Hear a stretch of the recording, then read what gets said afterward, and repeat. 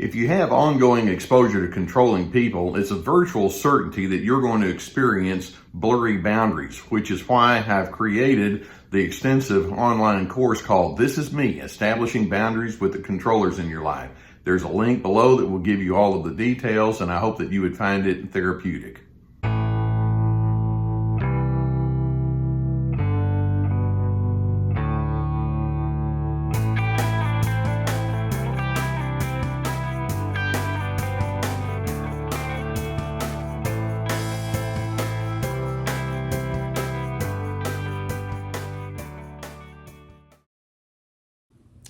It's no secret that the vast majority of narcissists have some serious anger management issues. And when I say that, I'm talking about lots of anger. Now, first, let's start with the presumption that the core ingredients of narcissism will predictably lead to an angry response from them toward you. Narcissists are very self-impressed, which then leads to an attitude of entitlement, which causes them to think that they have to control you and that they are superior to you. And what it means is they have no particular empathy for you. You're just someone to be used and manipulated. Those are the core ingredients of narcissism. And so it only stands to reason that when you don't fit into their paradigm as tightly as they wish, here comes the berating form of interaction with you. These individuals can be very strong in their opinions and preferences and interpretations, and they will definitely let you know how offbeat you are when you don't go along with that. And so they can berate you, they can insult you, they can make life miserable for you and punish you with silence. They can hold grudges against you, hold you in contempt. And then all the while, they have the audacity to then suggest that you're supposed to maintain loyalty to me. And you're thinking, okay, you have all of these anger issues and you get to treat me with all of this disdain, and yet you expect me to stay inside your little fence here. Am I getting that correct? And the narcissist would say, well, I wouldn't put it quite like that, but yeah, that's kind of the way they think. Yeah. I need to berate you because you're too dumb to find any motivation other than me just pounding you into submission. That's the way they operate. And it's crazy. It's totally nuts when you think about it. I mean, as an example, you can have that supervisor at work who's constantly being condescending and they're not interested in your feedback, and yet they require you to go along with whatever program they want to put in place. You can have a parent, whether it's when you're a kid or when you're an adult, who can be highly forceful in the way that they engage with you and other family members. They can be a bully in the way that they engage with you. You can have a marital partner or a living partner who wants to have nothing to do with you or your friends or your side of the family, and yet they feel insulted when you don't come along and show loyalty to all the people that they're interested in. You can have politicians who will bully other politicians into doing things the way that they say. You can have religious leaders who will use guilt and shame and manipulation to keep people inside the tight grooves that they have come up with. I mean, the possibilities are endless. And so then you think, well, what is the goal of these berating, angry narcissists who then demand your loyalty? What are they hoping to accomplish? And the answer is quite simple. You just take a look at the way they're engaging with you. They're trying to accomplish indoctrination. They want to fill you with their belief system and with their worldview. Basically, they hope to accomplish brainwashing. They want you to eliminate what you think is right and just go along with their program. They're hoping to accomplish self-elevation by diminishing you. And basically, they're wanting to turn you into a flying monkey. And some of you, I know, don't know the flying monkey. Flying monkey means it comes from the Wizard of Oz. They want you to be somebody that just nods and you're a yes person and you'll do whatever they say, and you just go along with the program because you want the strength that they presumably represent. And in the process of all of this, Narcissists completely show no regard for certain core healthy ingredients like collaboration or conscientiousness or mutual regard or just basic honor and respect. They show no appreciation for equality. They show no inclination to want to elevate you and help build your significance. By the way, the best way for me to be significant is to help you find significance. I call that the significance paradox. That is completely lost on narcissists.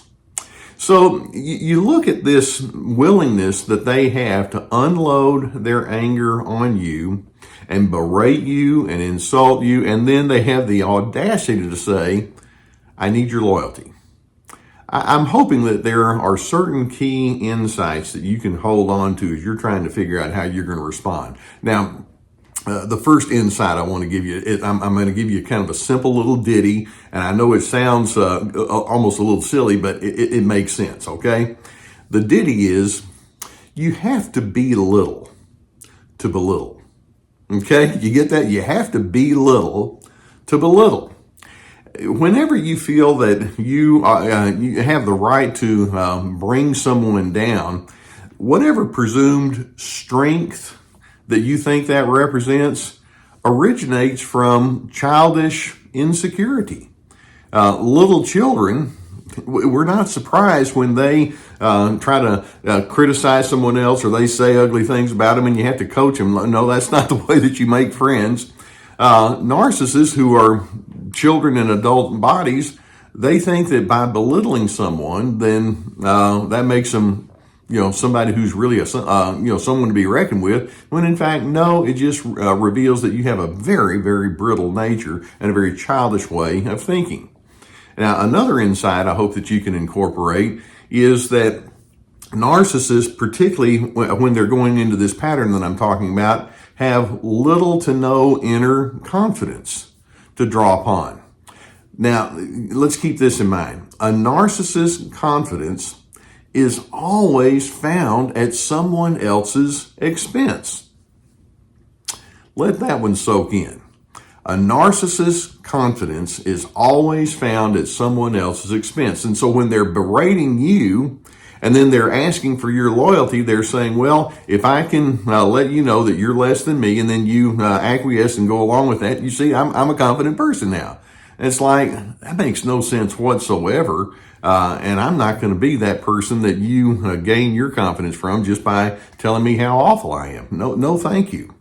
Another awareness that I'm hoping you can hold on to, and that is basically narcissists completely miss the notion of loyalty. They presume that loyalty is the same as conformity, when in fact, no, it's so much different from that. And then in addition, I want you to recognize that when narcissists are quite willing to berate you and then turn around and ask for your loyalty, these are individuals who are operating from a position of self-loathing. And again, I want you to think that one through. Obviously, they loathe, they can't stand you, they feel disgusted by you when you have too much differentness or if you seem to be defective. But then you think, where did they learn to think that way? And you see that their loathing and their berating and contemptuous treatment of you is basically their way of trying to keep the focus off themselves. They learned a long time ago that the person who's not in charge and calling the shots and being the judge is the one who's in the low position. It's like, I don't want anybody to put me in a low position. Therefore, I have to be a high position, and that keeps your focus off of my humanity. They're afraid of you seeing them as being somebody who's frail or who needs help or could use some assistance. To them, that just means, well, you think of me as a nobody, because that's what they think of themselves down at a subconscious level.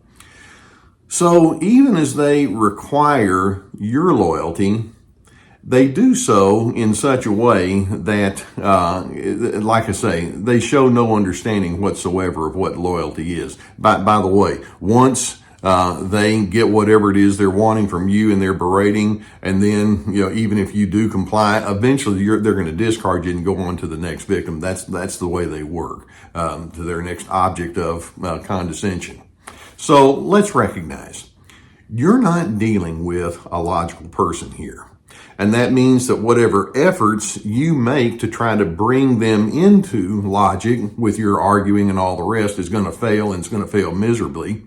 And frankly, you're not really required to filter your way of life through this dysfunctional type of person. There's a high probability when you're in the presence of someone who uses this berating tactic that you're going to have to either become functional only with this person. Sometimes you just can't get away from them, whether it's with work or extended family or other kind of situations.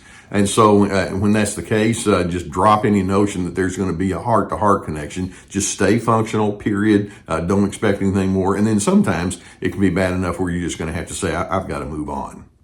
You see, loyalty is not a beginning point in any kind of relationship. Loyalty is a byproduct. Loyalty is the byproduct of mutual regard and respect. Loyalty is the byproduct of being able to honor each other, especially in moments of differentness. Loyalty is a byproduct of being an encourager to one another and being willing to serve each other in a healthy kind of way. Loyalty is a byproduct of persons wanting to know the real you. Loyalty is the byproduct of having a morally and ethically based relationship that's not based on judgment and condemnation. And those kind of thoughts are completely lost on the narcissist. So, to that narcissist who wants to berate you, and then they turn around and they say, now, you have to be loyal to me too. You can think to that person. You don't have to say it out loud.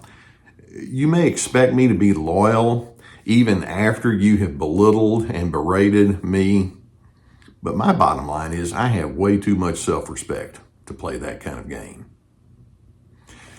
Now, I hope as you think these kind of things through, it gives you some good wisdom to draw upon so that you can have that much more capability to survive the narcissism that's in your world. If you haven't already hit the subscribe button, Gus and I would invite you to do so that we can keep more videos coming in your direction. Sometimes when you're up against these kind of issues, it could be very useful for you to seek the assistance of a therapist. And I'm so pleased that I'm sponsored by the people at BetterHelp.com. They have a whole team of licensed professional therapists that you could choose from. And it's online. It's very popular these days. And if that's something that you would like to make use of, then I would encourage you to go through the link that we have below and get the help that you deserve and you might need.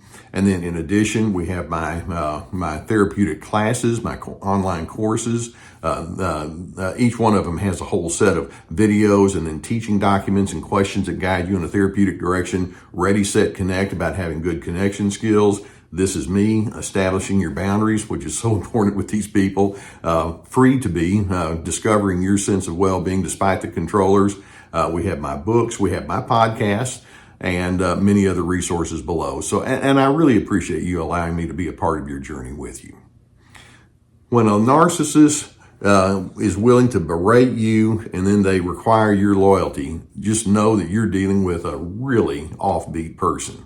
And that being the case, I'm hoping you can decide, I'm over here on Team Healthy. And I stand for dignity, respect, and civility. That's the way I want to treat people, and that's the way I want to be treated. And in the event that narcissist is clueless about that, I'm going to stand it in any way.